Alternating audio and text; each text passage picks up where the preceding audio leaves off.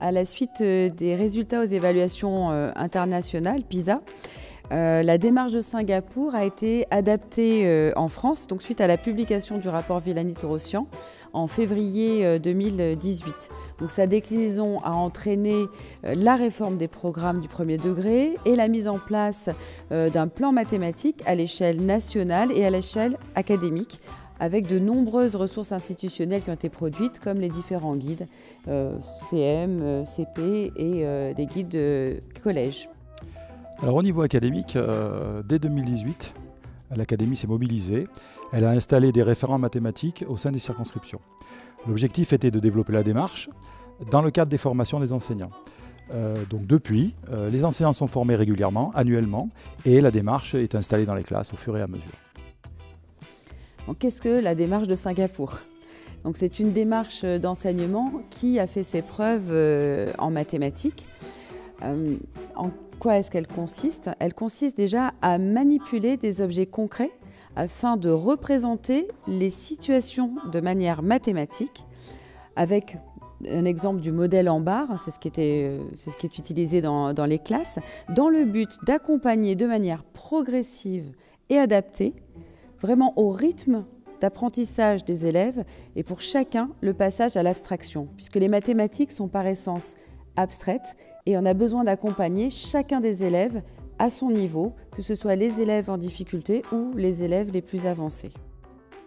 Alors la verbalisation, elle est orchestrée par l'enseignant, elle est mise en œuvre régulièrement et elle permet aux élèves de s'imprégner de la situation, de comprendre les enjeux, d'identifier les connaissances mathématiques et les étapes de la résolution et d'envisager des stratégies également de résolution. Donc cette verbalisation permet à l'élève de comprendre le problème, de confronter ses hypothèses avec la réalité du problème et de mettre un haut-parleur sur sa pensée.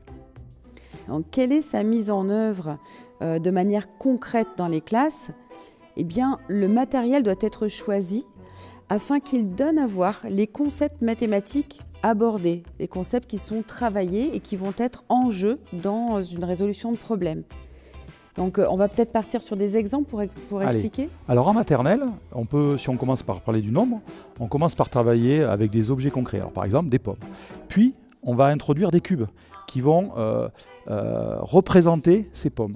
Et ensuite on va aller vers un ensemble de pommes qu'on va regrouper. On va regrouper les cubes et là on va aller vers une représentation du nombre. Donc une autre façon d'aborder, de concevoir et de comprendre le nombre. Donc chaque cube permet de substituer à la pomme et à la fin on arrive à une partie du nombre, un cube, une partie d'un nombre, une représentation d'une partie du nombre, 3. Et donc ainsi on voit apparaître les différents niveaux d'abstraction, une pomme qui devient un cube et un cube qui devient ensuite un nombre. On va illustrer par un problème ce que tu viens de mentionner. Donc si nous sommes par exemple en maternelle, on peut imaginer qu'on a un problème, on est sur un parking qui est constitué, où il y a 9 motos qui sont stationnées et 4 voitures. Et on pourrait se dire, on peut représenter les 9 motos par des cubes jaunes et les 4 voitures par des cubes roses. Et quand on va les assembler, par exemple, on va pouvoir trouver le nombre total de véhicules qu'il y a sur le parking. Donc on vient passer à cette abstraction. On va pouvoir écrire aussi sous forme d'une équation, par exemple, avec 9 motos plus 4 voitures égale donc 13 véhicules. Donc là, on est au primaire quand on passe à cette écriture-là.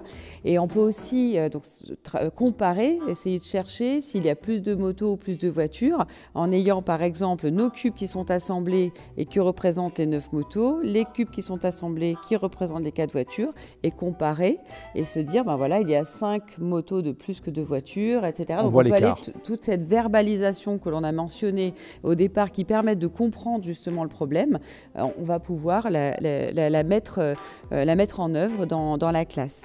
Et si on modifie un petit peu le problème, on pourrait le modifier même en primaire, tu me complètes, chers collègues, mais on pourrait très bien dire aussi qu'il y a 19 véhicules et qu'il y a 12 motos et qu'on cherche combien il y a de voitures. Et si on étend ce problème-là dans le second degré, au collège ou au lycée, on pourrait partir sur un parking qui contient bien 1250 véhicules. On sait qu'il y a 957 motos de stationnées ou voitures de stationnées. Et on va chercher combien il y a de motos. Et à ce moment-là, on va avoir une équation, cette fois-ci, avec des lettres qui apparaissent. 957 plus X égale 1250. Et là, on rentre dans une écriture algébrique que l'on a dans le second degré. Donc finalement, cette démarche de Singapour qui va aller convoquer des représentations, des manipulations, eh bien, elle va pouvoir aussi s'illustrer dans le second degré avec de nouveau des représentations et conduire à des écritures algébriques. Donc pour conclure, on a vu des améliorations dans l'implication des élèves, dans les activités mathématiques, dans leur compréhension également des tâches qu'on leur propose en mathématiques, dans des améliorations aussi au niveau des résultats dans les évaluations nationales, qui méritent encore d'être affinés, mais qui sont déjà là. Ils retrouvent de la confiance en eux quand ils font des mathématiques. Cette démarche cultive également du plaisir et de faire des mathématiques et donc de résoudre des problèmes, ce qui est quand même important. Le point fort de cette démarche de Singapour, ça va être vraiment la verbalisation qui s'articule autour de la manipulation de la représentation pour permettre à tous les élèves et pour bénéficier à tous les élèves pour un passage vers l'abstraction et la construction des notions mathématiques qui finalement vont partir de la maternelle, comme on l'a illustré, jusqu'au lycée.